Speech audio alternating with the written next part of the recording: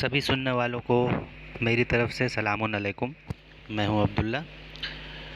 तो जैसा कि मैंने कहा कि मैं एक सीरीज़ शुरू कर रहा हूं जिसमें मेरा मेन ऑब्जेक्टिव ये रहेगा कि सबसे पहले आपको आइडेंटिफाई करके इस चीज़ का प्रूफ दूं कि जो कुरान के ट्रांसलेशंस आप पढ़ते हैं ये समझते हुए कि सब के सब बिल्कुल सही तरीके से ट्रांसलेट कर दिया गया है, ये बिल्कुल सही बात नहीं है। जैसा कि किसी भी चीज़ को अगर हमें प्रूफ करना हो कि कोई क्लेम कर रहा हो कि नहीं हम 100% सही हैं, और आपको प्रूफ करना हो कि नहीं वो सही नहीं है, अगर आप उसमें एक भी खामी निकाल देते हैं तो उसका क्लेम वहीं पे रॉन्ग हो जाता है।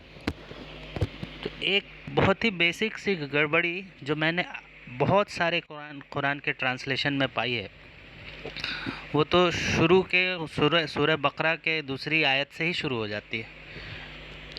अभी मैं आपको उसको दिखाऊंगा, आप खुद उस चीज़ को देखकर थोड़ा अपना दिमाग लगाकर उस पर गौर फिक्र कर कर सोचें कि जो बात मैं कह रहा हूँ वो वाकई में इम्पोर्टेंट है या नहीं, और उसको सही से ट्रांसलेट किया है या नहीं।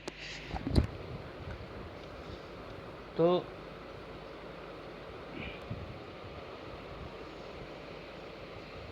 जैसा कि आप पहली आयत सूरह बकरा की पढ़ते हैं, अलिफ लाम मीम, उसके बाद आता है ज़ालिकल किताब ला रैबा फ़ीही हुदल लिल मुत्तक़ीन। यहाँ पे आप देख सकते हैं कुछ ट्रांसलेशंस मैंने खोल रखे हैं। सारे के सारे ट्रांसलेशंस आप देखिए एक को छोड़कर, this is the book, this is the book, this is the book, this ज़ालिकल का ट्रांसलेशन वो दिस करते हैं, यानी ये। क्या ज़ालिकल का मतलब ये होता है? आप पूरे कुरान शरीफ में दूसरी जगहों पे जाएंगे, मैंने ये भी लिस्ट खोल कर रखी है, आप देखिए बहुत सारी आयतों का रेफरेंस यहाँ पे दिख रहा है। ज़ालिक, जैसे यहाँ पे आप देख सकते हैं सूरह बकरा की 49, इसमें ज़ालिकुम आया है, उसका मीनिंग दैट ट्रांसलेट किया गया है। सूरह बकरा की आयत 52 है, उसमें भी ज़ालिका आया है, उसका भी ट्रांसलेशन दैट किया गया है। 2 की 54 है, उसमें भी दैट है। आप ज़्यादातर जगह देखेंगे ज़ालिका जहाँ भी आया है उसका सही ट्रांसलेशन दैट होता है, और ये सही भी है, क्योंकि दिस वर्ड जो है इंग्लिश का, जिसका मतलब ये होता है, उसके लिए एक अलग वर्ड कुरान शरीफ में ऑलरेडी मौजूद है, जिसको अल्लाह ताला हाजा बोलता है। अगर आप सूरह यूनुस की आयत नंबर 37 देखें, इसमें आप देख सकते हैं वमा काना हाजा, आप देख रहे हैं हाजा, ये हाजा वर्ड जो है इसका सही ट्रांसलेशन होता है दिस, यानी ये तो सही है। अब हाजा में भी अगर आप कुरान शरीफ में जहाँ जहाँ हाजा आया आप देखिए, वहाँ पे सही ट्रांसलेशन किया गया है दिस, यानी ये। तो क्या वजह रह गई कि जब सूरह बकरा की शुरुआती आयत आई जिसमें ज़ालिकल किताबु ला रैबा फ़ीही हुदल लिल मुत्तक़ीन है, उसमें ज़्यादातर ट्रांसलेटर्स ने उसको ट्रांसलेट कर दिया है दिस। ये तो मेरे मुताबिक बिल्कुल ही गलत है। मुझे ऐसा लगता है कि इन लोगों को यही समझ में नहीं आया कि बात किस चीज़ के बारे में हो रही है। यहाँ पर अल किताब के बारे में हो रही है। ज़्यादातर ट्रांसलेटर्स ने ये सोचा कि ये जो बात हो रही है कुरान के बारे में हो रही है, इसलिए बहुत आराम से बिना ज़्यादा रिसर्च किए इसका ट्रांसलेशन दिस कर दिया, क्योंकि उनको लगा कि मेरे हाथ में तो कुरान ही है, उसी के बारे में बात हो रही होगी, तो उसको लिख दिया ये किताब। पर क्या अल्लाह ताला ने ये किताब लिखा है?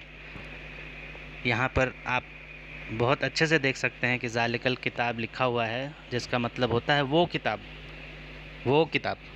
अब जब आप वो यूज़ करते हैं वो, तो उसका दो ही मीनिंग हो सकता है कि या तो जिस चीज़ के बारे में बात हो रही है वो कहीं दूर है स्पेस में, या फिर किसी ऐसी चीज़ के बारे में बात हो रही है जो टाइम में आपसे नज़दीक नहीं है।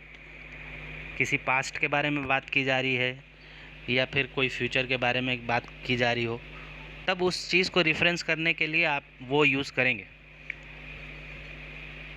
चूँकि यहाँ पे अल किताब के बारे में बात हो रही है तो जाहिर सी बात है इसका कोई टाइम से एज सच रेफरेंस तो नहीं नज़र आता। बिल्कुल ये समझ में आ रहा है कि अल किताब जो है वो आपके हाथ में नहीं है।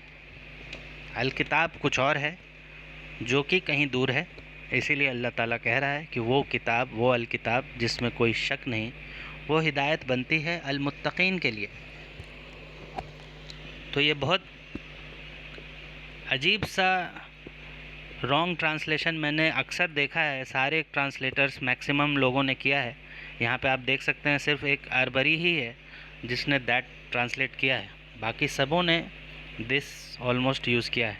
ऐसे ही उर्दू और हिंदी में भी जितने ट्रांसलेशंस मैंने देखे हैं उसमें भी ये किताब करके ट्रांसलेट कर दिया गया है। ये बिल्कुल गलत है। आप समझ सकते हैं कि जिस कुरान की ट्रांसलेशन के शुरुआत में ही इतनी बड़ी बड़ी गलतियां करके रख दी हैं ये लोग, आप कैसे यकीन कर सकते हैं कि आगे और गलतियां ना हो। यही इतना काफ़ी है इस चीज़ को आपके दिमाग में डाल देने के लिए कि आपको इस बात को समझ में आ जाना चाहिए कि आगे जो आने वाली बातें हैं उसमें भी इशू हो सकते हैं, उसमें कि उसके भी ट्रांसलेशन में गड़बड़ियाँ हो सकती हैं। इसलिए बस आप इस बात को यकीन करते हुए कुरान शरीफ को ना पढ़ना शुरू कर दें कि बस जो आप ट्रांसलेशन पढ़ रहे हैं किसी भी मौलाना की या किसी भी आलिम की, वो बिल्कुल सही तरीके से 100% ट्रांसलेट कर दी गई है। चाहे जो भी हो वो इंसान ही हैं, इंसानों से गलतियां हो सकती है, कुरान शरीफ में ही लिखा हुआ है। इसलिए आपको अपना दिमाग यूज़ करना है। कुरान शरीफ ही आपको बताएगा कि किसी चीज़ का सही मतलब क्या है। जैसा कि मैंने आपको रेफरेंस देकर बताया कि ज़ालिका पूरे कुरान शरीफ में जहाँ जहाँ आया है उसको दैट के सेंस में यूज़ किया गया है, तो यहाँ पर भी इसका मतलब दैट ही होगा, आप चेंज नहीं कर सकते। तो इस चीज़ को मैं हाईलाइट करना चाहता था। आज के वीडियो में सिर्फ इतना ही। मिलते हैं अब किसी अगले वीडियो में, तब तक के लिए अल्लाह हाफ़िज़। Thank you.